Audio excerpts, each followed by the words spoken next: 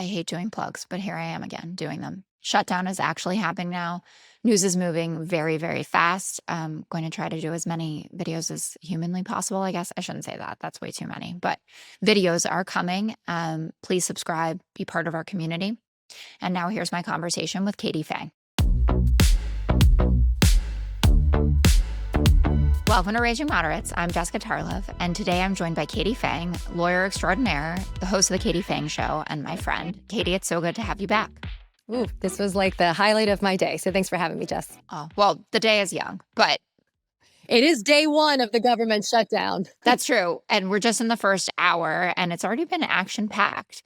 A lot of conversation about who's going to get blamed for this. Democrats are using one of the only levers that they have to push back against very serious cuts to Obamacare subsidies, which will raise insurance premiums by an average of 114%. That's up from the 75% that we thought. So it's more than double. And in some places, they'll rise by even more than that. It's also clear that the government being shut down is exactly what Ross Vogt and the Project 2025 clan all wanted. This morning, Speaker Johnson went on Fox Business to talk about that. Let's watch it, and then I want to get your reaction. Sure. While a shutdown is very damaging for real American people who depend upon government services, it can provide an opportunity to downsize the scope and the scale of government, which is something that we've all always wanted to do.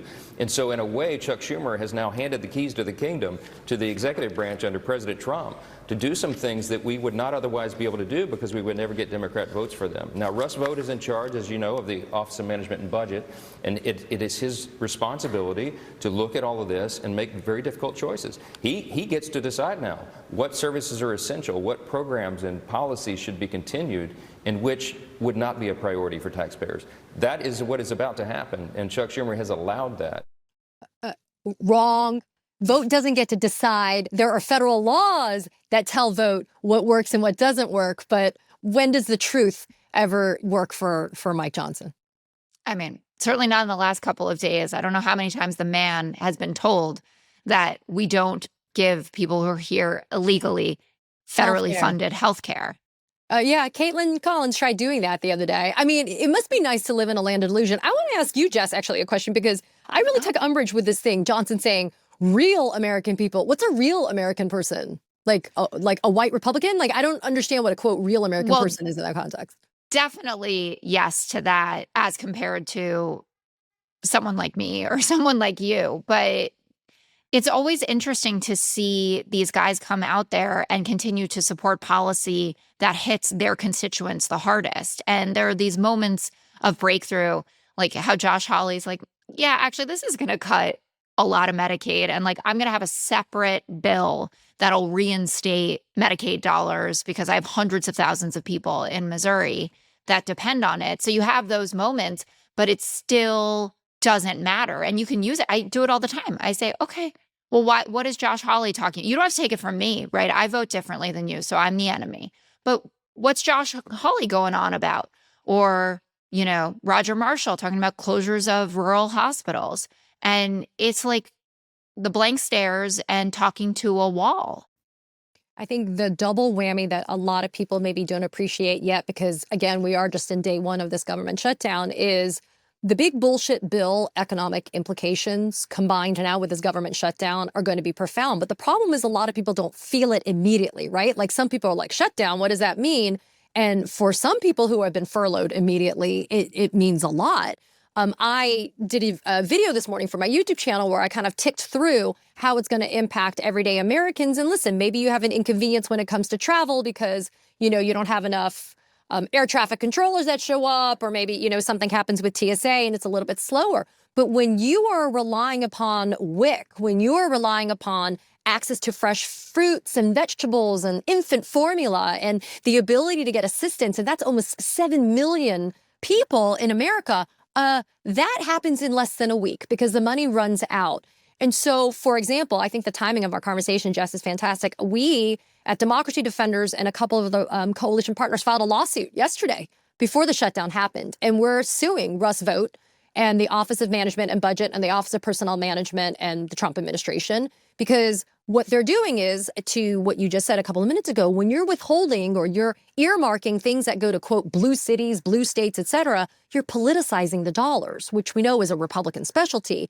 But this lawsuit alleges, appropriately, that all of the threats that, quote, congressional Democrats are the reason why we have this shutdown, and now they want to use reductions in forces illegally during the shutdown to shut down agencies that they don't like, to shutter and try to silence laborers and unions and workers and federal employees. We're like, hell no, you can't do that. And so that's why we've sued in California. But this just goes to show how nefarious and evil this administration is when it comes to federal employees specifically, and then American working class people. We need healthcare subsidies. Why is it such a huge lift and ask for Republicans to consider that for us?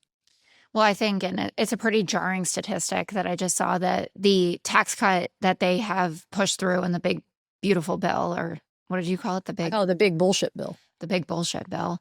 It's 100 times the value of just funding those ACA subsidies for 1 year.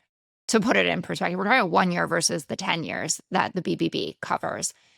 So it's pretty stark, and, lines in the sand, and everything draws right to giving tax cuts for the wealthiest Americans. But I want to go back to your lawsuit and what you're talking about in terms of the real implications for Americans. And Yeah. I would imagine that that is the same argument that Angus King and John Fetterman and Senator Cortez Masto were making when they voted to keep the government open last night, and said, like, I'm more scared of what they do when we actually have absolutely no say and the government is shut down, versus what we've seen over the course of the last, 9-10 months, the beginning of the Trump administration. So do you still feel like it was the right move for Democrats to shut it down? Yeah, and I think when you and I last met, we talked about it. I was an advocate, and I continue to be an advocate for the shutdown. I was actually very proud that Senate Democrats didn't cave on this, because it's like what is it? What's that saying, Jess? Like, The devil's in the details. you're better with the devil you know than the devil that you don't know. Oh, And yeah. I mean, that may be the theory that those three Dems, are kind of ascribing to. And listen, I think it was Cortez Masto who said something like, why am I going to exchange the pain of one group of Americans for another? But here's the thing. Congress is about as impotent as they come these days. It's like, I keep on saying, why would Congress continue to fund its own irrelevance? They don't exercise the power of the purse. They have a Supreme Court that's saying that the executive branch can pretty much do whatever the hell it wants to do when it comes to, allocated and appropriated funds. And at this point, the body politic is sick. We are sick and dysfunctional. So why are we going to continue to feed the beast by continuing to fund the government to do worse things to us? It's not like the shit was bad at the beginning when he got into office in January, Jess, and now it's slowly getting better. It's getting worse. Look at the bailouts now that we're going to do for the American farmers. Yeah, because of the tariffs. And you got the Secretary of Agriculture running around saying, oh, well, we're going to take the money from the tariffs, but American farmers, y'all just sit in your financial misery for a while, because I promise you it's going to get better, while we send tens of millions of dollars to Argentina, who then turns around and sells the soybeans to China. Come on, people. Like, this is the type of situation where, and listen, they're getting paid. Members of Congress get paid during a shutdown. So I don't, is Senator Fetterman going to be giving back his money? Like, is that what Angus King is going to be doing? I just think you can't continue to have the definition of insanity, which is doing things over and over again and getting the same result. Isn't that what we've been doing for 8 or 9 months? Well, it does feel like Chuck Schumer got the message, the March decision to fund the government, when he had promised. I mean, even Hakeem Jeffries was surprised, right, when Schumer caved, and it was 10 Democratic senators ended up voting for it. So, his popularity has been going further and further down the toilet since then. And I think that he knew that this was a moment where you had to show some backbone. What do you think happens? Do you think this is a short shutdown, a long shutdown? J.D. Vance is out this morning saying that he wants to negotiate about Obamacare subsidies, but only with the government open. My concern is that they will just kick the can down the road, because everyone seems to forget that we've been begging for there to be a negotiation and a conversation about Obamacare subsidies since they took them away over the summer. Yeah, and the continuing resolution model, as we've seen, Jess, only results in something like the big bullshit bill. As everybody will recall, last year, all we did were CRs, continuing resolutions that just kind of bought us more time. And we also raised debt ceiling, right? Like, we just kept on kicking the can down the road to the point that you just made. And then what did it culminate in? It culminated in the big bullshit bill. And if there had been some if there had been some ground ceded by the Republicans that protected certain things, I don't know, like health insurance and Medicaid and Medicare. I mean, if we had something that were concessions, that would be different. But I cannot stand the violations of the Hatch Act by sitting there and having federal agencies blaming the Democrats in clearly partisan ways. I can't stand this idea that Democrats are being accused of holding the government and Americans hostage by demanding that they actually do what?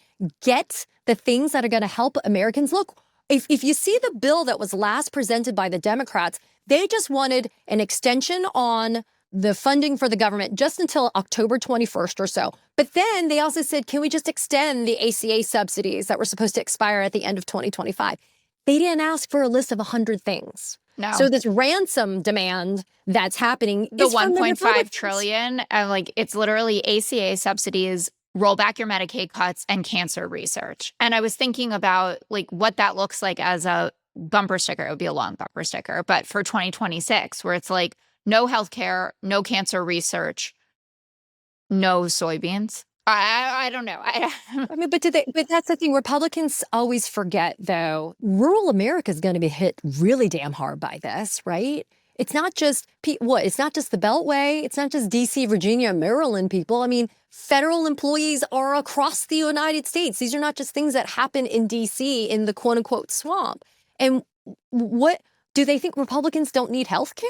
Do they think Republicans don't get cancer? I often say Republicans get abortions too, people. Like, there are things that are not party specific. And I just think that this is just highlighting that the chasm that exists between these two parties transcends just, policy debates. This is just common human decency that is at issue. And so I'm proud that the Democrats have said we need to defend all Americans when it comes to things like, I don't know, basic health care.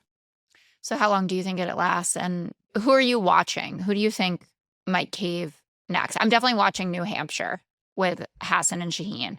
Yeah, so the Republicans have said they're going to continue to call the vote because they feel like they're going to peel off votes one by one. Every They time, started yeah. with 3. And they feel like, but look, Rand Paul held strong. Rand Paul is like doing bizarre, heroic shit lately, right? Sometimes, and I like, I love Thomas Massey.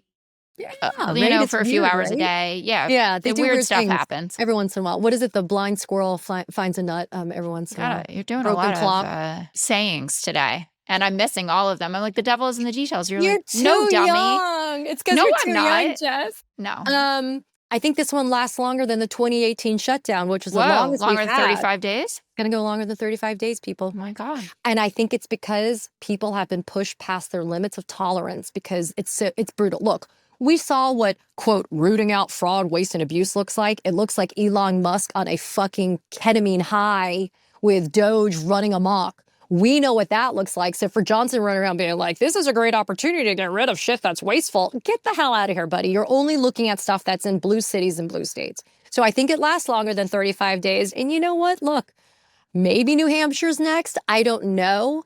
I haven't given a huge amount of thought to it. I kind of hope that we don't have a huge peeling off. It depends on how loud and noisy the constituents end up being. All right. Got to get loud. Peacefully, but got to get loud. Amen. Katie, thanks so much for coming by. Always good to be here.